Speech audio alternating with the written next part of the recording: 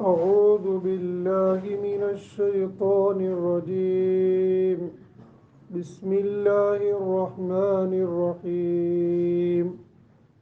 فتقبلها ربها بقبول حسن وأنبتها نباتا حسنا وكفلها زكريا كلما دخل عليها زكريا المحراب وجد عندها رزقا قال يا مريم أنى لك هذا قالت هو من عند الله إن الله يرزق من يشاء بغير حساب هنالك دعا زكريا ربه قال رب هب لي من لدنك ذرية طيبة إنك سميع الدعاء.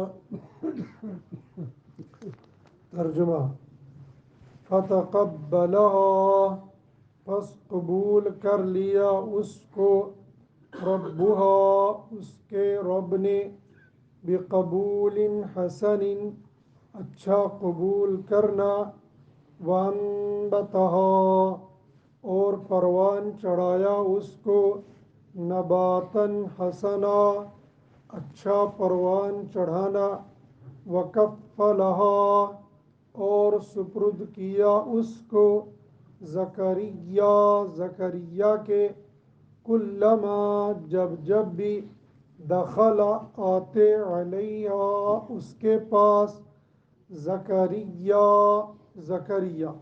المحراب، حجرے میں، وجد، پاتے، عندہا، اس کے پاس، رزق، قال، کہنے لگے، یا مریم، اے مریم، انا، کہاں سے، لکا، تیرے پاس، ہذا، یہ، قالت، کہنے لگی، ہوا، وہ، من عند اللہ، اللہ کے پاس سے، ان اللہ، بلا شبہ اللہ تعالی، یرزق، رزق دیتے ہیں، من، جسے، یشاء، چاہتے ہیں، بغیر حساب، بے حساب، ہنالک، اس وقت، دعا کی، زکریا نے، ربہ، اپنے رب سے، قال، کہنے لگے، ربی، اے میرے رب، حب لی، عطا کر دے مجھ کو، من لدنک، اپنے پاس سے، ذریۃً، اولاد، طیبۃً،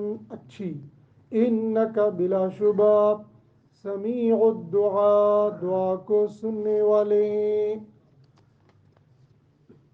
یہ سورہ آل عمران کی آیت نمبر 37 اور 38 تھی، جن کی تلاوت اور ترجمہ ہم نے سنا۔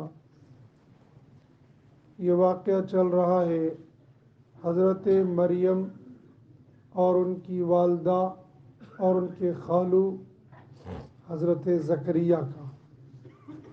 اس سے ماقبل آیات کے اندر حضرت مریم رضی اللہ تعالی عنہا کی والدہ عمران کی اہلیہ نے یہ دعا کی تھی، اے میرے رب، انی نذرت لک ما فی بطنی، جو کچھ میرے پیٹ میں ہے میں نے اس کی آپ کے لیے نظر مان لی، محررن، وہ میری طرف سے آزاد ہوگا، فتقبل منی، میری جانب سے اس کو قبول کر لینا، یعنی میں اس کو گھر بار کا، دنیا کا کوئی کام نہیں کرواؤں گی، وہ تو صرف اور صرف تیری عبادت کے لیے آزاد ہوگا، جو عبادت آپ اس سے لینا چاہیں گے وہ عبادت آپ اس سے لے سکتے ہیں۔ چنانچہ جب وضع حمل ہو گیا اور ولادت ہو گئی، فلما وضعتها قالت رب انی وضعتها انثی، کہنے لگے، ربا، میں یہ سوچ رہی تھی کہ یہ تو لڑکا ہوگا لیکن یہ تو لڑکی ہو گئی، اب اس کا کیا ہوگا؟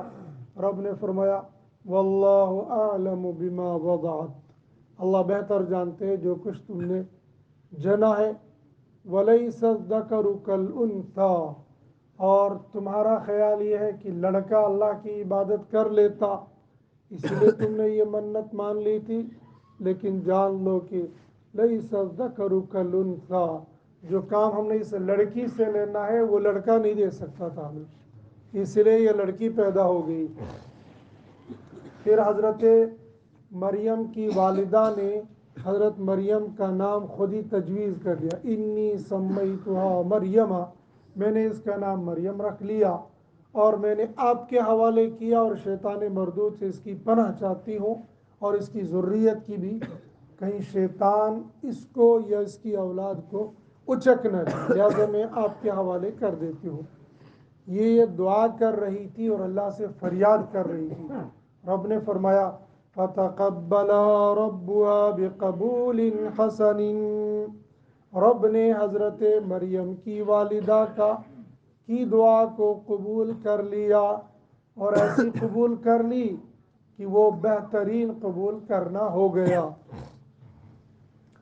حضرت مریم رضی اللہ تعالی عنہ کے والد محترم، ان کا نام تھا عمران، اور بعض روایات کے مطابق وہ نبی تھے، اور حضرت زکریہ علیہ السلام یہ بھی نبی تھے۔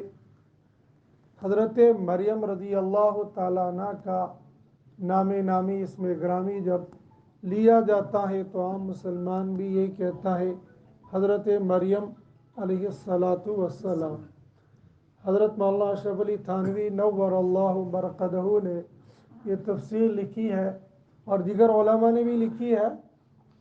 یہ ہمارے استاذ مکرم مولانا مفتی محمد سعید صاحب پالنپوری نور اللہ مرقدہ نے بطور لطیفہ سنایا تھا کہ حضرت تھانوی رحمۃ اللہ علیہ نے لکھا کہ اللہ رب العزت نے کسی عورت کو نبی نہیں بنایا ہے، نبی جتنے بھی دنیا کے اندر آئے ہیں وہ سارے کے سارے مرد تھے، اور نبیوں کے لیے مخصوص ہے علیہ السلام یا علیہم السلام، اور جب علیہم السلام خاص ہے انبیاء کے ساتھ، اور صحابہ کے ساتھ رضی اللہ تعالی عنہ خاص ہے۔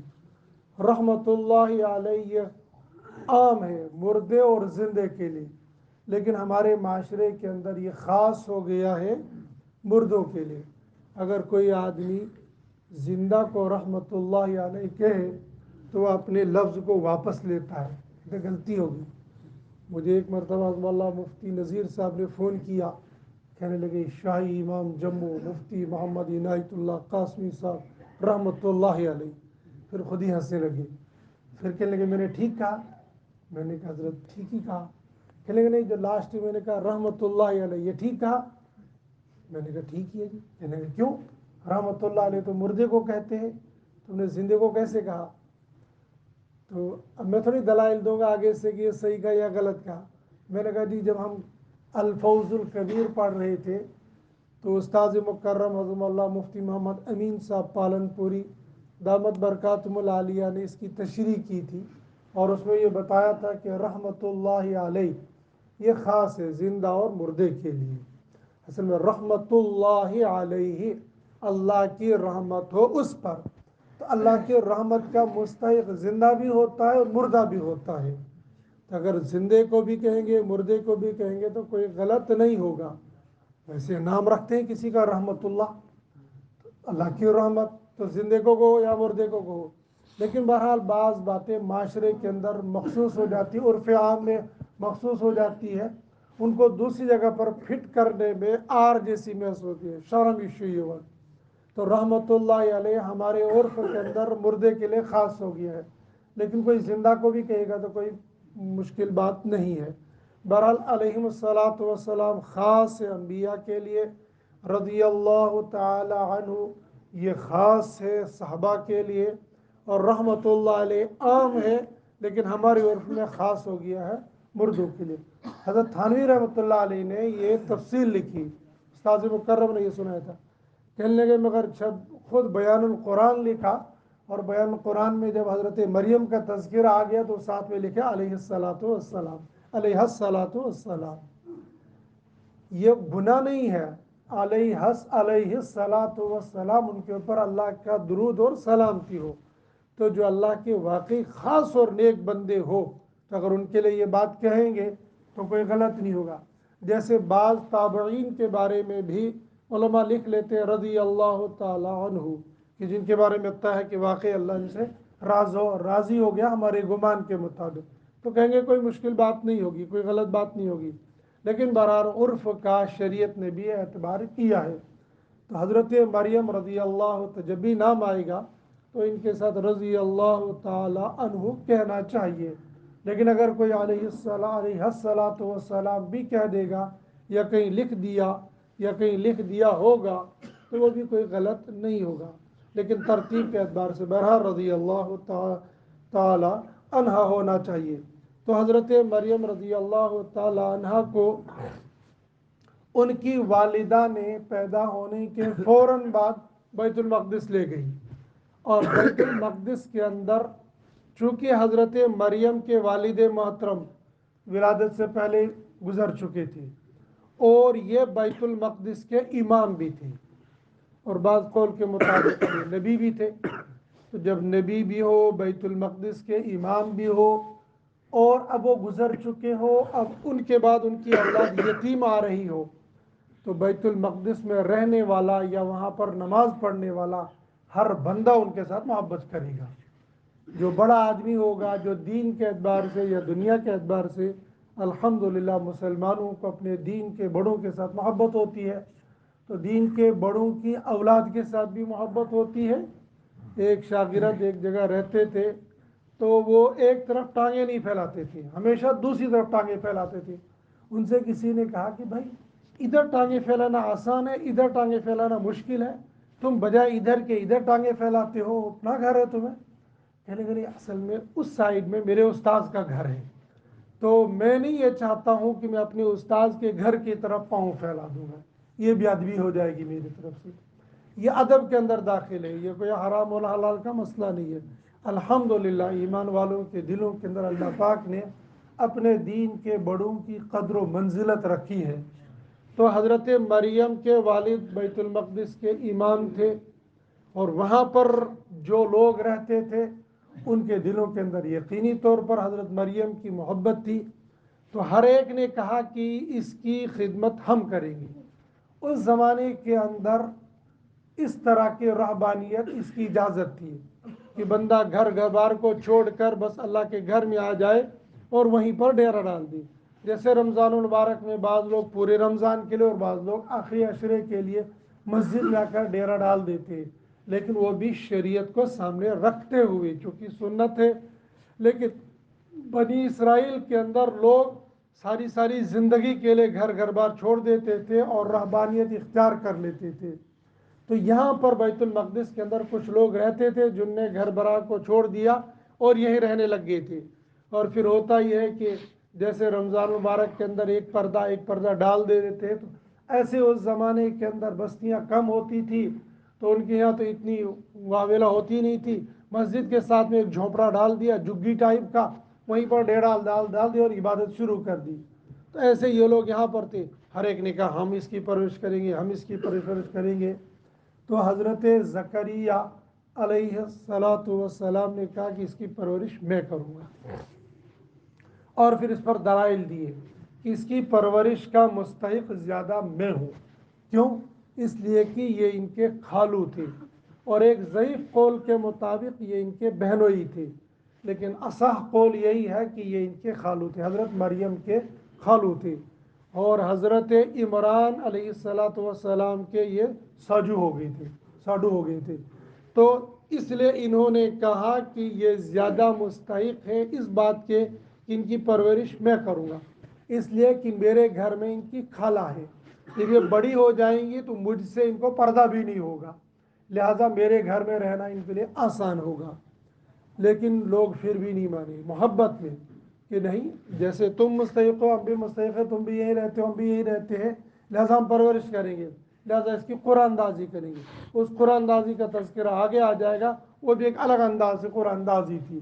لیکن بہرحال اس میں بھی حضرت زکریا پاس ہو گئے، اور بہرحال کل ملا کر پرورش ذمہ ہو گئی حضرت زکریا علیہ السلام کے.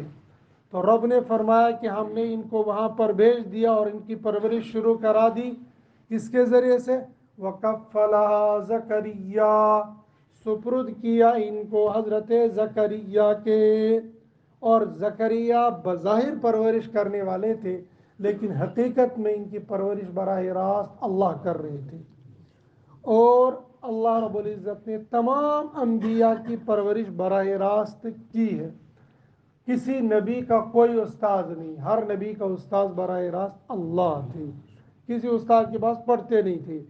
اب ان کی پرورش، ان کی تعلیم تربیت کیا کرنی تھی، کھانے پینے کا انتظام کیا کرنا تھا، اللہ نے ان کی بھی پرورش کا انتظام کیا. لیکن ظاہر ہے اسباب رکھا. اسباب کے درجے میں ان کے خالو تھے تو خالو کے حوالے کر دیا. رب نے کہا وَأَنبَتَهَا نَبَاتًا حَسَنًا، ان کی پرورش بہت اچھی ہوئی. کفلا زکریا، حضرت مریم کے حضرت زکریا کے سپرد کیا. ان کے لیے مخصوص رکھا، جیسے ان سب کے لیے الگ الگ کمرے تھے، ان کے لیے ایک الگ کمرہ مخصوص رکھا. تو اسی میں جو کچھ تعلیم تربیت کرنی تھی اسی میں ہوتی تھی. اب یہ کمرے کے اندر رکھتے تھے اور باہر اپنے کام کے لیے، اپنی عبادت کے لیے، جو بھی کرنا ہوتا تھا اس کے لیے باہر چلے جاتے. اس کو باہر سے تالا لگا دیتے تھے. اب تالا لگاتے باہر جاتے، جب وہاں سے واپس آ جاتے تو یہاں عجیب و غریب منظر دیکھتے تھے. کلما دخل علیہا زکریا المحراب، جب بھی، کبھی نہیں ایسا نہیں ہوا، کبھی نہیں بلکہ جب بھی، یعنی ہمیشہ ایسا ہوا کہ جب حضرت زکریا باہر جاتے اور وہاں سے واپس آتے تھے، کلما دخل علیہا زکریا المحراب، جب بھی باہر سے آتے زکریا اس محراب، اس کمرے کے اندر داخل ہو جاتے، وجد عندها رزقا، حضرت مریم کے پاس رزق پاتے. رزق سے مراد یہاں پر پھل فروٹ ہے. اگر آج شوپیان میں کوئی جائے گا اور اس سے کہے گا شوپیان کے یہاں کے سیب تو بہت اچھے ہوتے ہیں، پوری دنیا کے اندر مشہور ہے، آج کا تازہ سیب دے دو، وہ کہیں گے گرے ہوئے ہو، آج کون سا سیب کا سیزن ہے، رکھے ہیں میرے پاس لیکن وہی نومبر اکتوبر نومبر کے، آج تازہ سیب کہیں سے، یعنی مجھے تازہ سیب چاہیے. تازہ سیب نہیں مل سکتا ہے. یا اسی طریقے سے جائے گا مکی کا بوٹا دے دو یا کوئی اور چیز ہو کہ بھائی وہ سیزن ہوتا ہے، سیزن کے علاوہ نہیں ملتا ہے. لیکن یہاں پر کہہ رہے کلما، جب بھی آتے تھے، وجد عندها رزقا، پاتے ان کے پاس رزق، پھل فروٹ. اور کیسا پھل فروٹ پاتے؟ تازہ، اسپیشل. وہ تو تب کی بات ہے. آج حرم محترم کے اندر جاؤ، حرم محترم کے باہر نکلو، ہمیشہ جو پھل فروٹ، ہم تو کشمیر کے رہنے والے ہیں، یہاں پر بھی 12 مہینے سیب نہیں ملتا ہے. چند مہینے رہے گا اس کے بعد ختم ہو جائے گا. لیکن حرم محترم میں 12 مہینے جب جاؤ گے وہاں آپ کو سیب ملے گا، اور دیکھتے ہی بالکل ہرا تازہ سیب مل جائے گا. وہ اللہ کی خصوصی عنایت ہے جو وہاں پہنچنے کے بعد یا وہاں پر رہنے کے بعد وہ خراب نہیں ہوتا ہے. جب آج بھی خراب حرم میں پہنچ کر نہیں ہوتا ہے تو حضرت مریم کے پاس جو سیب پہنچے گا وہ تازہ نہیں ہوگا، وہ ہرا نہیں ہوگا. کیسے نہیں ہوگا؟ کیلا، جو بھی پھل فروٹ ضرورت ہوتی، وجد عندها رزقا، پا لیتے تھے ان کے پاس رزق. تو بہرحال حضرت زکریا بہرحال انسان تھے، لیکن انسان ہونے کے بعد سوچے کھڑکی کوئی نہیں، دروازہ ہے یہ بند ہے، تو پھر پوچھتے یا مریم، اے مریم، انا لک ھذا، یہ پھل فروٹ کہاں سے آ گیا؟ یہاں تو کوئی آیا نہیں، تالا میں نے لگایا، چابی میرے پاس تھی، کھڑکی بند تھی، یہ کہاں سے آ گیا؟ تو حضرت مریم نے برجست کہا ہوا من عند اللہ، یہ تو اللہ کے پاس سے آیا. حضرت نبی کریم صلی اللہ علیہ وسلم ایک مرتبہ بہت زیادہ بھوک لگی تھی تو ازواج مطہرات کے پاس گئے، کچھ کھانے کے لیے ہے؟ سب نے کہا کہ نہیں کچھ بھی نہیں ہے. حضرت فاطمہ رضی اللہ تعالیٰ عنہ کے پاس پہنچ گئی، فاطمہ کچھ کھانے کے لیے ہے؟ یا رسول اللہ صلی اللہ علیہ وسلم کچھ بھی نہیں ہے. آپ نے فرمایا فاطمہ بہت بھوک لگ رہی تھی، سوچا تمہارے پاس کچھ ہوگا، کہا میرے پاس بھی کچھ نہیں ہے.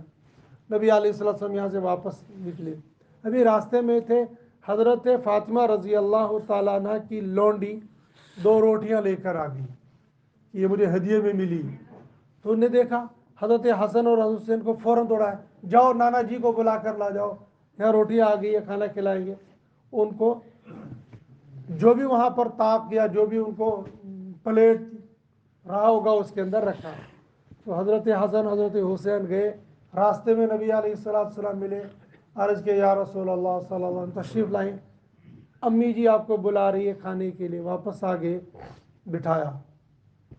حضرت فاطمہ گئی, کچھ تھوڑا سا سالن بھی تھا پہلا سا, لیکن روٹی کوئی نہیں تھی. جا کر دیکھا سالن ابل رہا ہے اور روٹیوں کے ڈھیر لگے ہوئے ہیں. تو دیکھا یہ کیا ہے, تو 2 ہی روٹیاں تھیں. فوراً سمجھ گئی یہ حضرت نبی کریم صلی اللہ علیہ وسلم کی برکات ہے اور آپ کے معجزات میں سے داخل ہے. تو لے کر آئے. آپ صلی اللہ علیہ وسلم نے فرمایا فاطمہ, یعنی میں تو ابھی پوچھ کے گیا تھا, تمہارے پاس تو تھا نہیں, کہاں سے یہ آ گیا؟ فوراً جواب دیا ہوا من عند اللہ, یہ اللہ کے پاس سے آیا. 2 روٹیاں لائی تھی لونڈیا, لیکن یہ جو کچھ معجزہ ظاہر ہو گیا تو فوراً اس کی نسبت اللہ کی طرف کی, اپنی طرف نہیں کی, باندھی کی طرف نہیں کی. ہر اچھے کام کی نسبت اللہ کی طرف کرنی چاہیے, اور ہر برے کام کی نسبت اپنی نفس کی طرف اور شیطان کی طرف کرنی چاہیے. مولانا تقی عثمانی صاحب پاکستان کے رہنے والے ہیں, ابھی حیات الحمدللہ. انہوں نے ایک کتاب لکھی ہے درس ترمذی, ترمذی کی شرح ہے. اس میں جہاں پر تصویر بنانے کا باب ہے, اس باب کے اندر لکھا, تحقیق کرتے ہوئے لکھا, یہ جو آج کل اس زمانے کے اندر ٹی وی جاتا ہے, یہ موبائل تو اس زمانے کے اندر نہیں تھے, ٹی وی تھا, تو ٹی وی موضوع بحث بنا ہوا تھا کہ ٹی وی پر آنے والی تصویر کیا اسی حکم میں ہے جو تصویر کشی کا حکم ہے یا یہ الگ ہے. تو حضرت نے وہاں پر بہت تفصیل لکھی, اور تفصیل لکھنے کے بعد لکھا ہے کہ یہ جو ٹی وی میں تصویر آتی ہے یہ اس کے حکم میں نہیں ہے جو تصویر کا حکم باہر ہے. اس میں اپنے دلائل دے دیے ہیں کہ بھائی یہ ایک عکس ہوتا ہے. عکس ایسے جیسے شیشہ سامنے رکھو, اس کے سامنے عکس ہے, شیشہ ہٹاؤ تصویر ختم. اور تصویر وہ ہوتی ہے جو موجود رہتی ہے, دیوار پر بناؤ, کاغذ پر بناؤ, کپڑے پر بناؤ, جو تصویر موجود رہے اس تصویر سے منع کیا ہے, اس کو عکس. یہ سارے دلائل دی ہیں, اور دلائل لکھنے کے بعد کہا فَإِن كَانَ ثَوَابًا فَمِنَ اللَّهِ, اگر جو بات میں نے لکھی اگر یہ بات صحیح ہے, فَمِنَ اللَّهِ, تو یہ اللہ کی طرف سے. وَإِن كَانَ خَطَأً فَمِنِّي وَمِنَ الشَّيْطَانِ, اور اگر یہ غلط ہے جو میں نے تحقیق لکھا, اگر یہ غلط ہے تو یہ میرے نفس کی طرف سے اور میرے شیطان کی طرف سے. ہر اچھے کام کی نسبت اللہ کی طرف, اور ہر برے کام کی نسبت اپنے نفس کی طرف اور شیطان کی طرف. حضرت مریم رضی اللہ تعالی عنہا سے بھی جب حضرت زکریا نے پوچھا انا لکی ھذا, یہ کہاں سے آیا, قالت ہوا من عند اللہ, یہ اللہ کی طرف سے آیا ہے اور اللہ رزاق ہے. ان اللہ یرزق من یشاء بغیر حساب, اللہ جسے چاہتے ہیں بے حساب رزق دے دیتے ہیں, جس سے چاہتے روک لیتے ہیں اور جس کو چاہتے دے دیتے. حضرت زکریا علیہ السلام نبی ہونے کے باوجود, اللہ کے محبوب ہونے کے باوجود اولاد ان کو کوئی نہیں تھی, اور عمر یہ بڑھاپے کو پہنچ چکی تھی. اب ظاہری حالات کو دیکھ کر ان کو لگ رہا تھا کہ اب اولاد کہاں سے ہونے والی ہے, اولاد تو جوانی میں ہوتی ہے, بڑھاپے میں نہیں ہوتی ہے. لیکن جب انہوں نے یہ معجزات اپنے آنکھوں سے, حالانکہ معجزہ تو نبی میں ظاہر ہوتا ہی ہے, لیکن یہ خرق عادت, چونکہ یہ عادت کے تھے, نبی کے پاس جو کچھ آتا ہے وہ تو خرق عادت پر ہی ہوتا ہے, یعنی جو نہ ہو وہ ہو جاتا ہے. لیکن رزق کا کھانا, پرورش کا ہونا, آنکھوں سے دکھنا, یہ سب ایک سنت کے مطابق, ایک طریقے کے مطابق ہوتا ہے. اب کھانا بھی بندہ کمائے گا تو کھائے گا, نہیں کمائے گا نہیں کھائے گا. بعض بیوقوف متوکل ہوتے ہیں, وہ کہتے ہیں نڑ تھوئی وٹھن اللہ تعالیٰ سوئز پانے, یہ توکل نہیں ہے, یہ بیوقوفی ہے. کہیں گے نہیں تمہیں دکان پر نہیں جانا ہے, اللہ تمہیں یوں ہی برکت دے گا, تمہیں مزدوری نہیں کرنی ہے, اللہ ایسے دے گا, تمہیں ملازمت نہیں کرنی ہے, اللہ ایسے دے گا. یہ ہے بیوقوفی. حضرت نبی کریم صلی اللہ علیہ وسلم نے فرمایا کل و توکل, پہلے اونٹ کو باندھو اس کے بعد بھروسہ کرو. تم دکان کھولو, دکان پر بیٹھو, پھر اللہ پر بھروسہ کر لو, اب اللہ گھاٹ بھیجیں گے اور میرا مال بکے گا اور اس مال میں برکت اللہ دے دیں گے. اور تم دکان کھولو ہی نہیں اور گھر میں بیٹھے بیٹھے کو ہو گئے، اللہ تعالیٰ دے دے گا چھپر پھاڑ کے؟ ہاں، اللہ چھپر پھاڑ کر دینے پر قادر ہے، لیکن اللہ کی یہ سنت نہیں ہے، اللہ کا یہ طریقہ نہیں ہے۔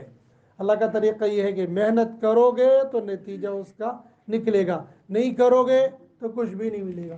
انبیاء کے ساتھ جب نہیں ہوا، صحابہ کے ساتھ جب نہیں ہوا، تو میرے اور آپ کے ساتھ بغیر محنت مزدوری کر کے کیسے ہو جائے گا؟